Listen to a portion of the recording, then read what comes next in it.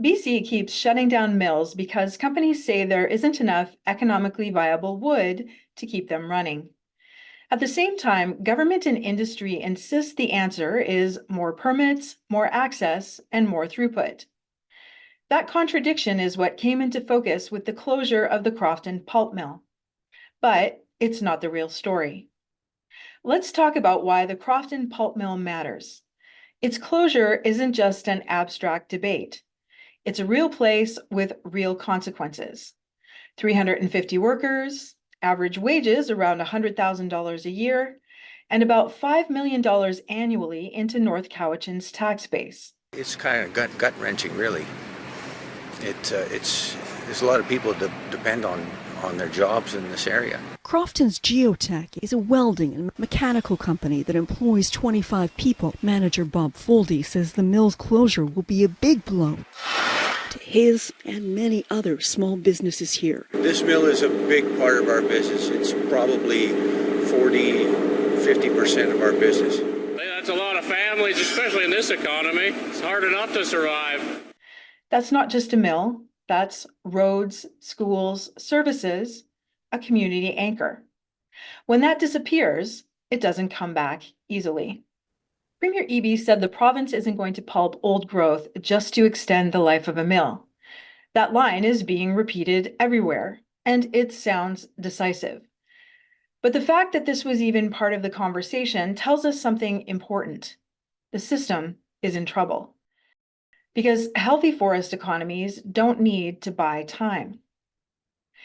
Here's the part most people don't know. Pulp mills are not supposed to live on whole trees. They're supposed to run on leftovers, chips and sawdust from sawmills. That's how the system used to work. Before nearly 100 BC sawmills shut down over the past 2 decades, including 9 on Vancouver Island in just the last 6 years. Trees go to sawmills, boards come out, and then leftovers feed pulp, paper, and panels. When sawmills shut down, those leftovers disappear. And then the pulp mills are forced to do something desperate. They start chipping whole logs. At Howe Sound pulp mill, nearly 40% of its fiber supply was coming from whole logs, not residuals, because the sawmill base had already collapsed. That's what happens when a system designed to live off leftovers is forced to eat the main course. That's not efficiency.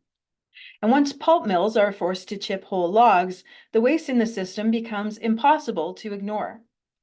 In 2021, roughly 3/4 of the forest biomass that was cut was left behind as slash. Of what was removed from the landscape, about half became wood chips or sawdust. Around 20% became lumber that was exported, and only about 5% was actually used in BC as long-lasting wood products. 5%. And most of what gets cut down is never used in a meaningful way. If someone asked BC's forests and forestry system how they're doing, honestly, this would be the answer. You okay? Nah, man. I'm pretty fucking far from okay. When Premier David Eby explains the Crofton closure, he points to a long list of pressures. He mentions US tariffs, low lumber prices, forest fires, the end of beetle-killed wood, and the loss of social license for old-growth logging. And then he says the solution is to permit more, get companies access to trees they can use, and find new markets. But listen carefully to the logic. Every one of those explanations treats the problem as external: trade shocks, market cycles, or short-term disruptions. What's missing is any acknowledgement of the condition of the system itself. BC's coastal forest sector isn't struggling because demand disappeared. It's struggling because the fiber base that built this system no longer exists in the same form, quality, or quantity. So when the response is faster permits and new markets, the province is treating a depletion problem as if it were a trade problem. You can't permit your way out of exhausted timber, and you can't market your way out of a shrinking land base. What's being proposed isn't a change in direction. It's an attempt to push the same system harder under worse conditions. And that's just one of the reasons why Crofton matters. It's not an isolated failure. It's the system telling us it no longer works the way it's supposed to. This isn't just Crofton. Coastal harvest volumes are down more than 40% since 2014. Lumber production is down, chip supply is down, costs are up. This is what happens when a system cuts the best stands first and pretends the future will sort itself out. What we're seeing now isn't a surprise, it's the math catching up. What's missing from this entire conversation is a plan. BC doesn't actually have a coherent forestry strategy. It has reactions. Take the 2019 Coast Forest Sector Revitalization Initiative. It wasn't supposed to be a minor tweak. It was meant to rebuild solid wood manufacturing, support secondary industries, reduce waste, and keep more value and jobs on the coast. But today, we're seeing the opposite. Manufacturing output is shrinking, jobs are disappearing, and the system keeps falling back on the same response. Speed up permits and push more wood through. That's not a strategy. That's a system reacting to short-term pressure while ignoring long-term limits. BC is still operating under legislation written for a land base that no longer exists and using assumptions that no longer hold.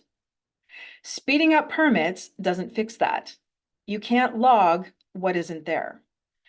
It just makes a broken system fail faster. BC is not going to build a value-added forestry sector on top of a volume-based system. You don't get stability by cutting more. You don't get value by pushing harder.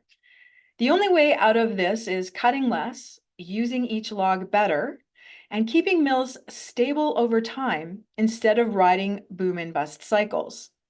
That means changing the rules that decide how forests are cut, who gets access, and what the system is designed to optimize for. Not small tweaks to existing policy, not faster permits. A clear replacement for a system that was built for volume extraction and no longer matches the forests we actually have. That's why an alternative framework was developed, one that puts outcomes first, serves the public interest, and is structurally different from the current volume-driven model. That framework is the new Forest Act proposal. You can find the full proposal on our website, along with a short executive summary if you want the key ideas without all the detail.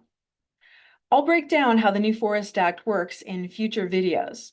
So if you want to follow along, subscribe or sign up for the newsletter below.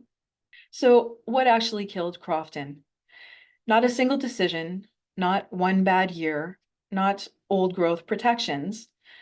What killed Crofton was a boom and bust forestry system that burned through its best wood, ignored its limits, and kept promising that the next fix would save it. Unless that system changes, Crofton won't be the last mill to fall, and it won't be the last community to lose out. We do this work because someone has to stand up for the places we live, because water, forests, and communities aren't abstract to us. If you're one of the people who thinks this matters, the donate link is below. We're independent, we're free from government, and we're not part of the mainstream media.